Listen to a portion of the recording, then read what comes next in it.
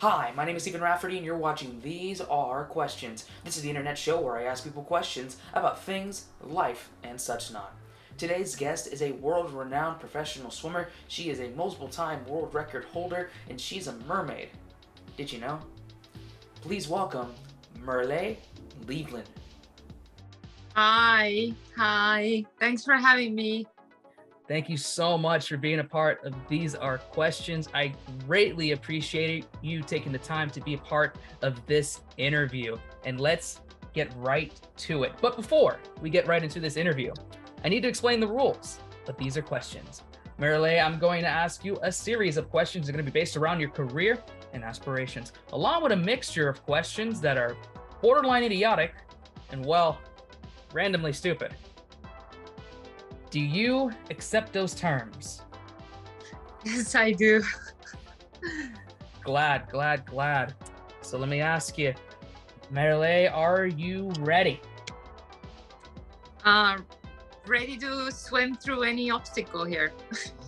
I like that. Great. Internet, are you ready? I see someone swimming right now trying to get to this interview, trying to get through the obstacles right there. I'm going to take that person, that imaginary swimmer, as a yes. With that, let's begin. So once again, thank you so much for being a part of These Are Questions. I tremendously appreciate it. We kind of have a little bit of a history. We've met each other formerly one time. We met at the Broward Sports Hall of Fame for the inductions of Cliff Floyd and Jason Taylor. And we met through a wonderful woman, which I will never not say, and I'll never stop saying good things about her. This wonderful woman, Nancy Olson, she is the best, and that is no hyperbole. She's one of the best people I've had the chance to work with and talk with. But we got the chance to meet through her. Wonderful person. You're a wonderful person as well. And I know that you are a 4-time world record holder. Can you tell the viewers watching and the listeners listening here on These Are Questions, what are the 4 records that you broke? So, 2019, I created a world record of swimming with the mermaid monofin in open water in the ocean. And I decided that with my passion towards the ocean and marine life that I want to raise awareness for oceans because there's too much fishing nets and plastics. So 2019 October, I created a record where I swam 10 kilometers, what for Americans is 6.2 miles, with my mermaid fin in open water without using arms. And I got that done with 2 hours and 53 minutes. Wow. And then we had this really sad situation in Florida where the fish kill happened, the oxygen level went down to 0. And it was 2020, and I felt like there is so much happening in the world that while all the focus is on coronavirus, we need to remember the oceans. So I created another record, swimming 20 kilometers, what was at 13.2 miles. And then I turned 30 years old, and I was like, what I should do, because I'm gonna be 30 and I have a birthday coming up. So I decided to swim 30K. And that's 18.6 miles in American miles. And I also got my own day from Miami Beach mayor for regarding of fighting for oceans and kind of popularizing swimming knowledge around the communities in Miami Beach. And then somebody challenged me that I should go for a marathon. So this year at 7th of May, when was Formula One first time in Miami, I decided that I want to swim a marathon again with the mermaid fin without using arms. And I got that done. That's 42.2 kilometers in miles, 26.2. And it took me 11 hours and 54 minutes to do it. And I just want to remind everybody, I do all these records just kicking without using any arms for a full stroke. Oh my goodness, so just all legs. Oh my God, that's incredible. When you set up a record, you don't want that to be broken so fast, right? So So I knew it at the first record that it's already insane, and to do 6.2 miles sounds already insane even to me. And then I figured out how to train for that, and every record what I'm doing, I'm also figuring out how to do better, how to train better, how to use some new skills, new techniques to be on the top of the top in the world, and that helps me to kind of continue. I mean, it's brutal for the hips and lower back and core, but I mean, if we look what's happened with the oceans, I think it's all worth it. Absolutely, absolutely. You're doing these incredible, impossible-ish feats to raise awareness for very important environmental issues within our oceans and our climate, which I can respect there. And it's no easy feat to break not just one world record, but 4 different incredibly difficult world records. So kudos to you. That is amazing. That is no easy feat by any stretch of imagination there. Not at all. I could barely swim my pool, let alone swim across the ocean like that and go the distance. So congratulations. Thank you. I mean, the oceans make you always humble because there is a current and there is sharks and there is also, jellyfish. So, those things really make a difference on the sense that you torture yourself for a climate, basically. So yeah, You're under Mother Nature, and Mother Nature does what Mother Nature wants to do. Let's put it that way. exactly. Exactly. And we do have something in common because I know you broke multiple world records. I don't have it anymore, but I did have a Guinness World Record. I had the Guinness World Record for the most straws in my hair at one time. And I had that for almost 3 years back in 2014. So I know the process there. But for viewers and listeners that are checking out the show and checking out this episode, could you go a little bit into the behind the scenes of how you broke your world records? Because I know with Guinness, it's a process to do everything. Yeah, I mean, I think that's why it's impossible to get to the book, basically, right? The process is this, like, even though I started 2019 and I have been expanding every 8 months, basically more the record, it took still a while to get accepted. When I was doing already a third one, then I got accepted all the other ones too, and the process of the papers, the process of, every hour, where's the witness, the drone footages, the stopwatch, things can go wrong so many ways. So you have to have like proof on this angle, proof on that angle. And I always say that people forget that, first of all, creating a record or be the creator of something unique, but nobody else have done it in the world, is a one thing and takes a lot of energy. But the whole production, to put it together, to get approval from the city, to approval from the police, approval that we're going to close the boat ramps when the mermaid is coming through, approval of putting my life to danger. I mean, this is like production for Olympics. It takes so much energy and effort, and finding the people who are going to be kayaking and making sure that they don't hand on something so easily, because I'm not allowed to hold on anything. I'm not allowed to rest on something when I want to eat. I always have to keep it float when I'm doing the record. And just getting those people on the line and helpful, and have different boats there, because police can watch so much, but can be dangerous situation with the jet skis coming around the corner, don't respect the police, can run over me, and those kind of things. So it's definitely, you have to think, I think, 17 steps ahead, not just because you are going to swim, not just because you have to figure out all the nutritional parts, because nobody in the world have ever done that. So I have to know, like, myself as an athlete, myself as a coach, myself like the mentor. I have to know so many angles about myself, And that's a really hard conflict to have sometimes, because it's like you feel tired and you need a recovery, or you need to take a nap, but you cannot, because you have all the production side on your shoulders, and then you have all the media side on your shoulders, because in the end of the day, records are nice, but it's also the race awareness.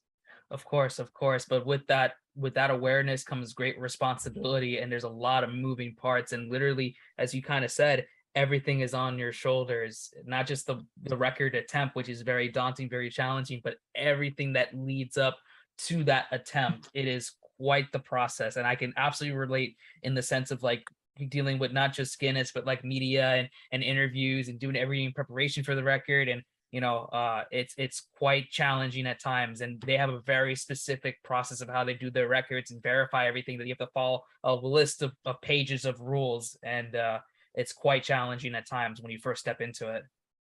Yes, and I kind of have to say I'm really thankful here for Guinness on that sense, that they have been guiding also, because they also know that my purpose is not just to break a record to get to the system. My purpose is to get all the younger audience to care about the challenges in the world and care about the climate. And it's has been a lots of sleepless nights. Let's put it that way. That you might be done with the record, but after that you have 3 nights when you can't get to sleep because you still have so much paperwork to do.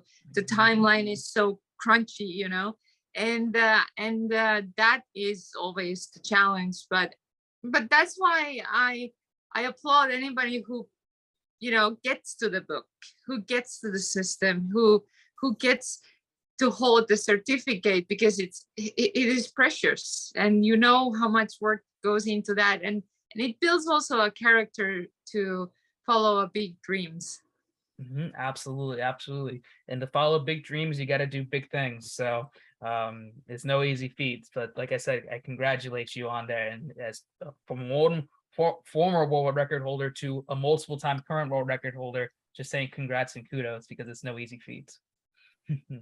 Thank you. You're very welcome. And you mentioned that you are a mermaid, and you call yourself on your various social media pages and your website, you call yourself the ECO-mermaid. Can you explain more to the audience what that term ECO-mermaid means to you? Yeah, I was given that title. I am just a person who wakes up in the morning and thinks about where I can go pick up trash, how I can help the planet Earth. And when people discovering me on the side and giving me title as well, Ocean Ambassador, that is, like an honor to be. But ECO-mermaid comes from that I have been vocal about also as an athlete, that sports need to do more and be a more eco and be more out there, not just getting fame and money and all the glory and the because sport is already really hard, the sweat, the tears, sometimes the unfair games, and I try to like kind of on an athletic side to call the organizations up that listen. It is nice to, for example, jump in with in triathlon on open water, but it's not cool to talk about how I lost my cap, because that's a trash to the ocean. And I started like this kind of movements that I want to see less swimming coaches showing up with the coffee cups from Dunkin' Donuts or Starbucks, and more seeing with their own mugs showing up to the swim meets, like to consume less, to be more sustainable, to be more giving back, because if we lose the weather, we're not going to have a place to swim. And I started this whole movement. I got chosen with many Olympians and the world highest ranking athletes to be part of Eco Athletes organization. And then I was just chosen last year to be part of Cambridge University Business and Social Responsibility Studies. And everybody called me as an ECO-mermaid because I represent that as an athlete. I teach kids to swim and follow their dreams through mermaid schools. What is basically teaching every kid to have water safety and fell in love with the water and fell in love with themselves as well, because I think that's really important for the kids to not to be shy when they do something different, right? Mhm. And from there things start kind of rolling, and that's how I ended up getting a name, ECO-mermaid.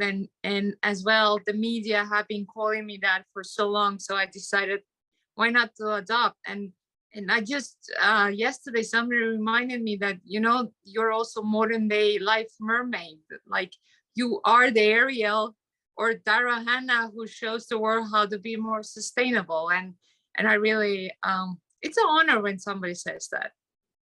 I'm glad you took that as a badge of honor there, and you took the name there. It's now a part of you. And it definitely has a very positive message to it. I think it relates to what you're trying to do in the social and economical climate change area, and trying to improve our oceans waters. So that's wonderful there. And hey, more power to you for using it. Yeah, I think it's time that the athletes doing, and you know, celebrities and world record holders are doing more than just collecting titles, you know. Hmm. Absolutely, absolutely. So that's great. That's wonderful there.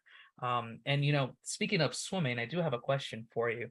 Do you think with the technology that we have, and as we're moving forward as quickly as technology is, do you think that in the future that someone, maybe you or anybody for that matter, maybe you, would you be able to swim in space? Yeah, Yeah, you think so? yeah, yeah. So when I train for records, I study a lot of physics, you Hmm. know, how to cut through the water faster and how to swim against the current. And I look a lot of space, and I look how when we have full moon, how the oceans changes, how the currents change. So I always kind of on my head thinking about, if I ever get up there, I probably have a skills how to be efficient going through space. Yeah, okay. You never know. Like, you could be with NASA, or you never know. You could be the first mermaid to swim in space, possibly. Through one of the aero stations or something like that could happen. You never know. Well, let's get this interview out there and let's get this call out viral. Maybe Yeah, NASA wants to build some, you know, they build in all these those connections, how to connect ocean awareness with the space awareness. So maybe they need a mermaid out there. I will be happy to go to space. maybe. You never know. You never know. We'll tag NASA on this and see what happens. We might get a NASA rep. You never know. You never know. Let me ask you. When you look at the mirror, what do you see? When I look through the mirror, I see a person who wants to build a better future, and also appreciate what my grandparents and my parents did while fighting for freedom for my country. So I feel I fight for the freedom of the oceans, and making sure that the planet is healthier, because we all depend on each other. So I that's what I want to do. I want to build a better planet for a future. Very, very, very good words there, and I think you already are doing that, and you're going to continue to keep doing that. So that's awesome. That's awesome. I'm glad you're seeing that in the mirror. I just see a reflection of myself. But that's cool. That's cool. So, Merle, let me ask you a question here. Do you like games? Oh, yeah. Okay, cool. Do you like cheese? Only when the cheese has a story or history behind it. Okay, I like that answer. That's a good answer. The reason why I ask those questions is because I have a card game called No Cheese, No Coin. Card game for people who like cheese and money. That's good. Thank you, thank you. And my cheeses have somewhat of a history. In this quick playing, fast timing card game designed for smaller groups of players. Shameless plug aside, Think of like Uno, but reverse, and that is what you get with my game, No Cheese, No Coin. Your goal is to collect as many coin cards as you can within a time limit, but the challenge is all the different cheeses with their histories that have all the different effects that can help or hurt your chances when playing. Um, we're not necessarily going to play the game itself, but we're going to play a game within the game for These Are Questions. What I've been doing for most of my guests here on These Are Questions is I've been taking out cards from the deck and I've been shuffling them. And what we're going to do is that I'm going to let you pick one card from this deck, and we're going to determine what is your cheese type. Okay. Okay. Think of it like a horoscope reading or a tarot card reading if you're into that. If not, that's okay.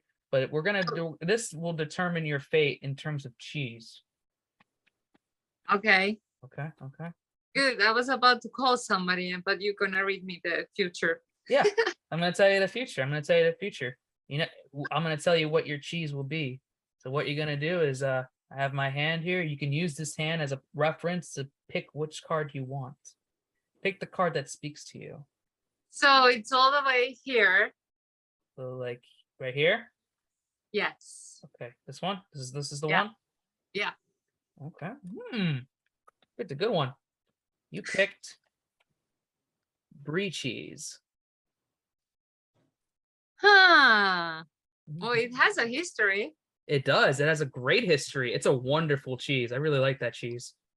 And it goes well with jam. It does. It does. Brie cheese and jam goes very well with a nice like multi-grain cracker. Oof, that's some good stuff right there. Or if you had toasted brie, that's also very good as well. Recommend. In the game, this card allows you to reveal another player's hand to the whole group. So your goal is to collect all the coin cards, right? So if you see the other player's hand and they have a bunch of coins, you could be like, I know in the future I can take coin cards from that person's hand. So this is a very good card. And historically speaking, brie cheese is an excellent cheese. Yes, from Paris. Paris. You know, en français. Tu parlez-vous français? No. Okay, fair. That's fair. Me either. That's I can speak other languages, but French is somehow I'd rather keep swimming. Okay, fair. I guess so swimming away. I get it. But I was just in France, and I was on a magazine. It's a funny story that I was on a magazine. I was going through airport, and somebody was just opening up the page where I was in it. So oh wow, the world is full of coins. The world is full of coins, and in my card game, you collect all the coins. So there you go. Life is an ocean, and there's just coins trying to get out of that ocean because we're trying to clean up the ocean. Right. So very cool. Thank you for playing. I hope you learned a lot in this historical edition of These Are Questions, No Cheese, No Coin edition. I think I did. Okay, cool. I'm glad. Let me ask you, do you like trampolines?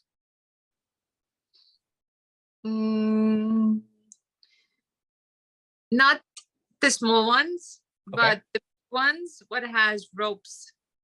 Oh, okay. Oh, wow. You like those. Those are big ones. Okay. Yeah. Okay.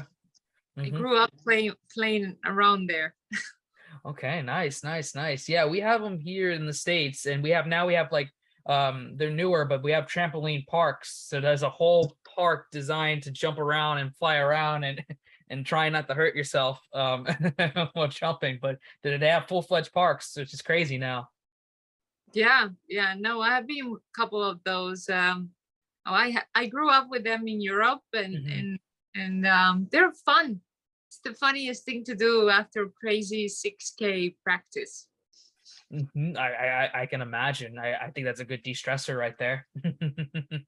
You know, you go from swimming to flying, basically. The space. The space. See, synergy here on These Are Questions. There you go. It's all connected in some shape or form.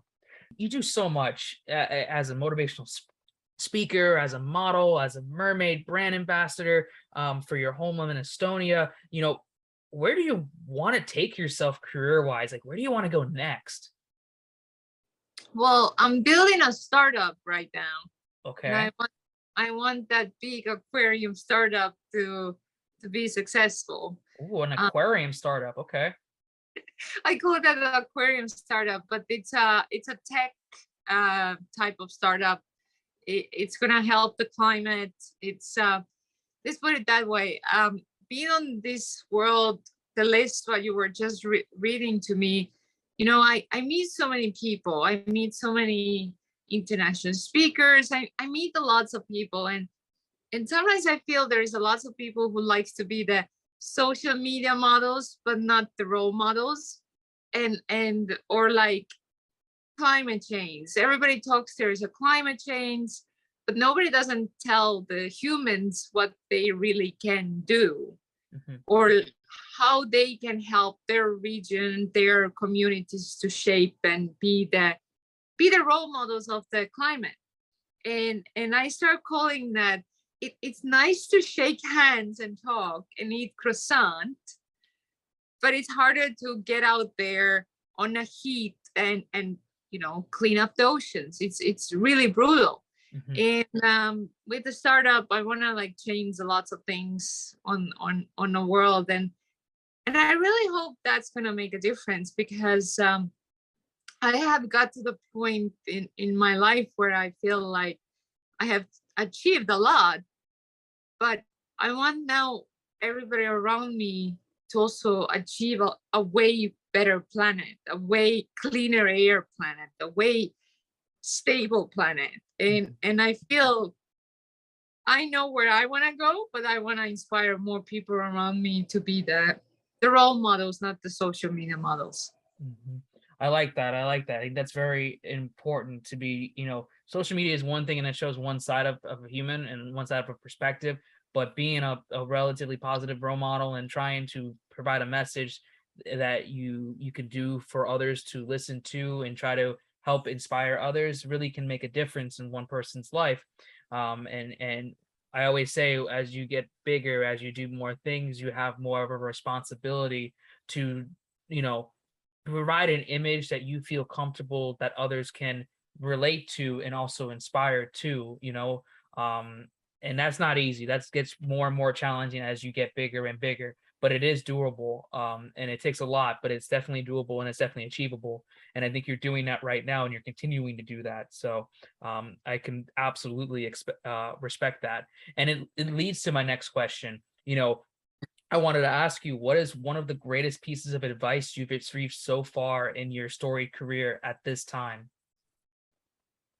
The best advice I think came from my mom, who said, sometimes it doesn't matter how you feel about the situation, it matters how you target the situation. Because even the climate change, even it can be a person in front of us who we are so scared to talk to. Is it the boss? Is it our family member? It sorry. All good, all good. Oh, hello. Wouldn't be the easier questions without tech problems. Da, da, da, da, da, da. And what happened? Hollywood started calling me. Oh, And oh God, welcome to my life. yes. Oh my goodness. And it's Getting a all bombarded the phone calls from Hollywood people, and it's just like, I'm trying to finish this one here, right? I want to swim through that interview first. Oh, it's a good start for a show, I'm sure. Oh, absolutely, absolutely. We're gonna put it. We're gonna incorporate it on there. Don't worry about it. Don't worry about it. It's Hollywood calling. Like, please take that in this, please. I appreciate you doing the show, but that's Hollywood calling. Take. You know what I mean? So it's all good. I appreciate you though. I'm sorry. No, don't be sorry. Don't worry about it. Don't worry about it. But you to go back to your advice question, it's really that my mom have been teaching me this kind of like technique that, sometimes we really are scared to face obstacles, to face hardships, and sometimes we are not confident. I mean, we are not perfect human beings. I don't know even one human being who is a perfect, but if somebody thinks they're perfect, then something is wrong.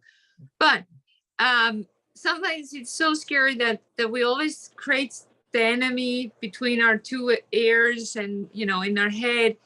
And it's sometimes easier to figure out how I'm gonna talk with the person, how I'm gonna, you know, come to the common ground, how I'm gonna have conclusion.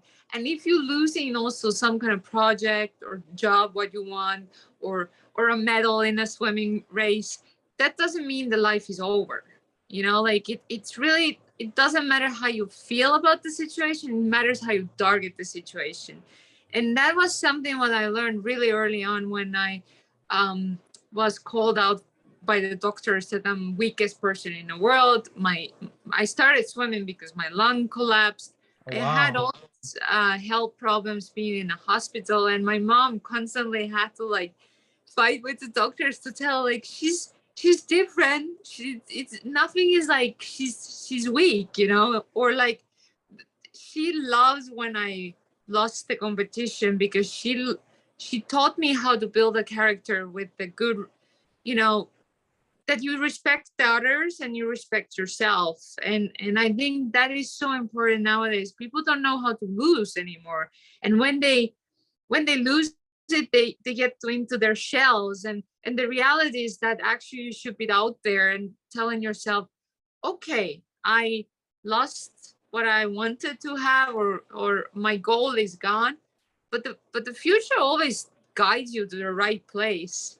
And the only thing what you as a human has to do is learn from the situation and improve yourself. I mean, it could be that somebody else on the other side couldn't see your talent that moment, but you will win so much if you improve yourself and dealing with yourself from reading a book or podcast, or, you know, or listening. That's our story today, you know. Absolutely. I learned so much from listening from you in this interview, and I didn't even know about your backstory in that detail. Thank you so much for sharing that. I think it's very important, and it really highlights your character that you are now. Like, you had to build from that and had to go through a lot of adversity, a lot of struggle, a lot of losses, hard defeats. I can relate in the sense of like failing constantly, because that's just how I am, but you learn so much more through messing up, through screwing up, then from just getting achievement after goal after goal. You have to learn from the losses in order to get to the good wins, you know? So especially you appreciate the wins more and more. But that's Yeah. very good advice. Yeah, and it's way cooler to listen how we all failed, you know, and how we became better and stronger and build the character. And those stories are, I think, what makes a difference in a life. Oh, absolutely, absolutely. It makes us more human, if anything. It makes us more relatable. Because sometimes people were like, "Wow, you do all these amazing things, do all these wonderful things," but then it's like a lot of us are just, we came from the, I don't want to say the bottom, but we came from a point in life, and then we decided to take action and do certain things, and then look at us now. And you could do the same thing. You know, people could do whatever they want to do. Right. You had Guinness World Record for 3 years. I Mhm. have 4 Guinness World Records, and we still were humans way before that, you know, and we had flaws and losses and hardships, but we learned to deal with them. Absolutely, absolutely. And you know, it's just gonna get more and more as we do more amazing things. You have to get through the adversity and all the struggles to get to the good stuff. So to more failing. Yeah. hmm Definitely. And here on These Are Questions, we're wrapping up this amazing episode here, and I appreciate taking the time to speak with me. I just have one more question to ask you. And the question I want to ask you is that if you had a private island for 24 hours, one day on this island to do anything you want, what would you do? And what would be the name of your island? It will be Oceana, Okay. and I will plant seaweed and corals, but same time learn about this island. What are the like a nature habitat? You know, like maybe there is a fruit, but I've never eaten, and I would like to discover that on island. But definitely plant more corals and seagrass for fishes. Okay, very nice, very nice. You're going to be doing a natural cleanup of the island there, and exploring its exotic beauties. Yep. That I honestly would love to do that every day. But sometimes you have to work and do other stuff. So Yeah, I know you got to do work and responsibilities, and got to do the emails and the phone calls and the texts and all that. I just want to be in my island, just doing my coral and just cleaning up stuff, you know? right. Right. Well, luckily all my friends know that if they can't reach me, that's usually that I am underwater. So That's a good, like, I don't want to say excuse, but like if you're in a situation where like you have to use that, you can just be, listen, I'm in the water right now. I'm doing aqua things. yeah. I mean, that's how I started my first business, kicking on the pool and answering the Skype calls. Oh wow, well there you go. I was way ahead of working like Normand, like way ahead when people discovered the phone and pandemic changed people working habits. So I mean, it's possible. You just need a really good satellite up there. Absolutely. Just like that, we're at the end of our These Are Questions interview. It was a pleasure getting to learn more about you and just hearing your incredible stories and just discussing all things ocean and aquatics, and taking care of our oceans and our beaches and our aquatic life. So it was very cool to listen to. But now it is your time to shine. Anything that you want to talk about, anything you want to do, anything that you want to say before we end off this episode of These Are Questions, the internet is yours. September 17th is a World Cleanup Day. So I hope anybody who's watching this video would join with their best friends and family for the World Cleanup Day, because we need everybody to be out that day and cleaning up and learning about the nature.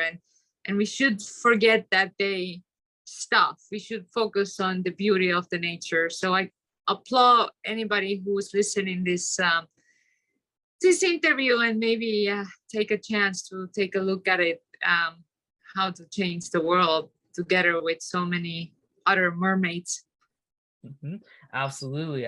Definitely, if you have the free day that day, definitely check it out. If you have nothing going on, feel free to. It'll be a nice, enjoyable, loving day when that happens on September 17th. So that's great. And with that, we are wrapping up this episode of These Are Questions. All of our descriptions of information where you can follow is going to be in the descriptions down below for the viewers that are watching on my YouTube channel and the listeners that are listening on Spotify, Apple Podcasts, wherever you get your podcast. And real quick, all we're just going to say is that you have been watching / listening to These Are Questions. Have a good night, everyone.